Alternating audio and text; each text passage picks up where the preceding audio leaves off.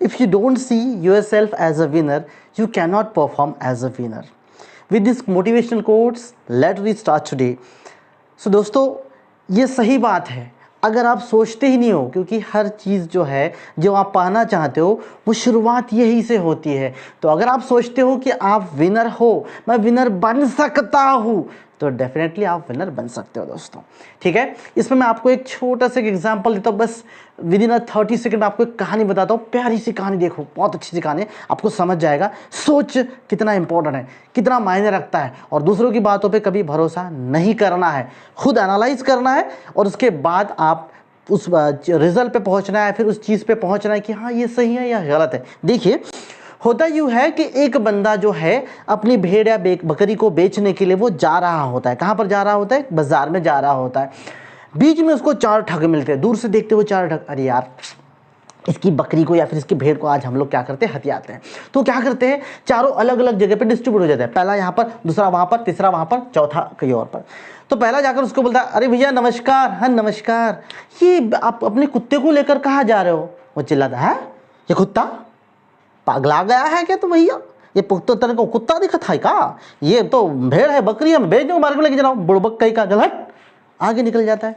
थोड़ी देर बाद दूसरा फिर वहां से मिलता है, अरे राम राम हो भैया, नमस्कार। हाँ नमस्कार, कहाँ जा रहे हो? नहीं ये मैं अपने भेड़ को लेकर मार्केट में बेचने जा रहा हूँ। मार्केट में बेचने जा रहे हो? अरे भाई ये तो कुत्ता है, कैसे बिकेगा? तो सठिया गया है क्या? इसको कुत्ता कहत है? अरे भाई हम सही कहत है। अब वो फिर से परेशान हो गया, चलो ठीक है, ये पगले लोग मिल रहे हैं। थोड़ा आगे गया, तीसरा ठग मिला उधर से। वो नमस्कार बोलने की जरूरत नहीं पड़ी, वो जैसे ही तीसरे ठग ने देखा ये जो बंदा है XYZ, उसको देखकर बोलता है, अरे भाई जरा इधर आओ, देखो तो मेरे हाथ में कुत्ता है कि भेड़ है? अब वो तो तैयार ही था, बोले तो कुत्ता है, क्या करने वाला इसको? यार बोले सही में तुमको कुत्ता दिख रहा है? बोले हाँ। अब ये बोलता है, अच्छा तुमको कुत्ता दिखाई दे रहा है? बोले हाँ कुत्ता दिखाई दे रहा है। यार वो कन्फ्यूज हो गया वो बंदा और आगे कर चला गया। अब जैसे उसको चौथा ठग मिलता है, वो तो देख भी नहीं रहा है, बस चौथा ठग थोड़ा सा अपने धुन में दिखा रहा है वो खुद को, और बस ये खुद ही उसको बुलाता है, अरे भाई जरा इधर आओ। बोले हाँ बताओ। बोले ये क्या है? क्या कौन सा क्या? बोले ये क्या है? बोले कुत्ता है। अब वो कंफ्यूज हो गया। सही में उसने क्या किया, उसको छोड़ दिया, भेड़ को अपनी, वहां से निकल गया। ये चारों उस भेड़ को लेके बस जो यूज करना है वो कर लिए। मतलब क्या है, चारों ने उसका ब्रेन वॉश किया तो वो भी मान गया। ठीक है, ये आपको नहीं करना है दोस्तों, याद रखिए। So with this motivational story let we start. आज हम शुरू करते हैं क्या, inter halogen compounds.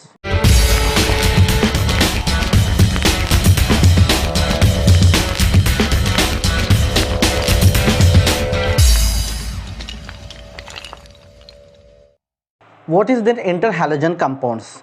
Compounds which are formed by the halogen family, means the member of the same family, that is the halogen group, is called as the interhalogen compound. अब सबसे पहले interhalogen compounds देखने के लिए हमें ये पता होना चाहिए कि हैलोजेंस मतलब क्या है। तो very simple, elements of the 17 group family are called as the halogens. कौन सा है फिर? वो है fluorine, chlorine, bromine, iodine, astatine है पर हम उसको नहीं लेते क्योंकि रेडियो एक्टिव है, उसके कंपाउंड स्टेबल नहीं है, नहीं बनते। सो फ्लोरीन, क्लोरीन, ब्रोमीन और आयोडीन, ये है 17 group element, that is what, halogen. So if the compound is form by the element of the same group, 17 group element, that is called as the interhalogen compound. माना अगर इस 17 group element ये इनके बीच में ही bond बनता है और compound बनता है, हम उसको क्या कहेंगे, इंटरहैलोजन कंपाउंड्स कहेंगे। ना अब ये इंटरहैलोजन कंपाउंड्स बनते कैसे हैं?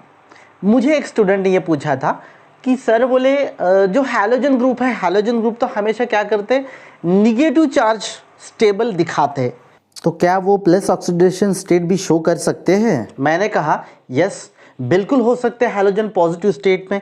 रीज़न ये है कि जब हम लोग बात करते हैं from top to bottom, what happens, the sizes are going to increase one by one. जो उसका साइज है बढ़ रहा है ना, from fluorine to chlorine then bromine iodine, size बढ़ रहा है क्योंकि एक नया शेल उसमें ऐड हो रहा है। अगर एक नया शेल ऐड हो रहा है, साइज बढ़ रहा है, तो क्या होगा, जो सेंटर में जो न्यूक्लियस है, न्यूक्लियस में जो प्रोटॉन्स है, उसका आउटर शेल के इलेक्ट्रॉन तक क्या होता है, उसका इफेक्ट या न्यूक्लियर फोर्स कम होते जाता है, तो उसमें से इलेक्ट्रॉन निकालना आसान हो जाता है। इसीलिए जो higher halogens like the iodine, then chlorine, bromine, chlorine, iodine, especially iodine क्या कर सकता है, पॉजिटिव ऑक्सीडेशन स्टेट वो स्टेबल शो कर सकता है और वो it can show up to the +7 oxidation state. IF7 में वो +7 ऑक्सीडेशन स्टेट क्या कर सकता है, शो कर सकता है मेरे बच्चों। ठीक है, तो ये जो बेसिक नेचर है, यही नेचर रिस्पॉन्सिबल है इंटर हैलोजन कंपाउंड्स के फॉर्मेशन के लिए। दैट इज व्हाट, कि ये जो है मतलब क्या कि जब वो टॉप से बॉटम में आता है तो उसकी बेसिसिटी बढ़ती है, इलेक्ट्रॉन देने की क्षमता बढ़ती है। Generally halogens are electronegative in nature. Generally halogens क्या है, इलेक्ट्रोनेगेटिव है, वो इलेक्ट्रॉन लेते हैं, देते नहीं है, वो देते नहीं है। जनरली इलेक्ट्रॉन क्या करते हैं, लेते। लेकिन अब इतना साइज बढ़ रहा है, इलेक्ट्रॉन बढ़ रहे हैं और उसके साथ साथ उसके पास कितने हैं, 3 लोन पेयर ऑफ इलेक्ट्रॉन है और एक एक्स्ट्रा इलेक्ट्रॉन लेके नेगेटिव चार्ज में कन्वर्ट होता है, तो 3 लोन पेयर ऑफ इलेक्ट्रॉन है। तो वो क्या कर सकता है, अब जैसे साइज बढ़ गया और 3 लोन पेयर ऑफ इलेक्ट्रॉन है तो आसानी से डोनेट कर सकता है। इसका मतलब क्या है, basicity increases from top to bottom. ठीक है दोस्तों, तो ये है reason that why the inter halogen compounds are formed and those are again still stable, especially the compounds of iodine. Iodine के जो कंपाउंड्स है वो स्पेशली बहुत ज़्यादा स्टेबल है, क्योंकि आयोडीन का साइज इतना बड़ा। फ्लोरीन इतना सा, देखो फ्लोरीन, क्लोरीन, ब्रोमीन, आयोडीन, अगर मैं बताऊँ है ना, देखो फ्लोरीन ये छोटा सा, फ्लोरीन, क्लोरीन, ब्रोमीन, आयोडीन, ऐसा साइज में फर्क पड़ता है। So what, the stable interhalogen compounds are form. Now let we talk about the classification of the interhalogen compounds. Interhalogen compounds can be classified as AXN, means here A is having the halogen which has the more atomic number, whereas X having the halogen atom which has the less atomic number. A जिसका atomic number ज़्यादा है ऐसा halogen, और X जिसका atomic number कम है ऐसा halogen। और N मतलब क्या है, number of smaller हैलोजन, या जो छोटा हैलोजन वो। तो हम इसको क्लासीफाई किस तरीके से कर सकते हैं। First is what, AX type. Example AX type में क्या आएगा, आप कोई भी ले सकते हो, IF ले सकते हो, CLF ले सकते हो, BRF ले सकते हो। Second type AX3 type.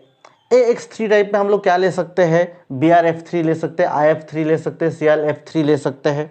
ठीक है, देन व्हाट, अगर हम बात करते हैं AX5 टाइप की तो CLF5, IF5, और जब हम लोग बात करते हैं AX7 टाइप की so it is nothing but the IF7। ध्यान दो, मतलब क्या है कि जो हम AX7 टाइप की बात कर रहे हैं, मतलब AX यानी AX7। So what happens, as the size of iodine is the bigger one, so its coordination number can be up to the 7. So AX7 means what, IF7 type of compound is possible। IF7 type का जो compound है वो बन सकता है। So that is all about the classification of the interhalogen compounds, मतलब interhalogen compounds बनते हैं और इस तरीके के इंटरहैलोजन कंपाउंड्स बनते हैं दोस्तों। ठीक है, तो हम लोग नेक्स्ट वीडियो में कवर करेंगे कि इसका जो ज्योमेट्री है, स्ट्रक्चर है, किस तरीके बॉन्ड बनते हैं, ये सारी चीज़ हम लोग कवर करने वाला है। तो वीडियो अगर बिल्कुल पसंद नहीं आता आपको तो बिल्कुल सब्सक्राइब भी मत करना और किसी को शेयर भी मत करना, लाइक बिल्कुल नहीं करना अगर पसंद नहीं आया तो। मिलते हैं अगले वीडियो में, तब तक bye bye, have a good day.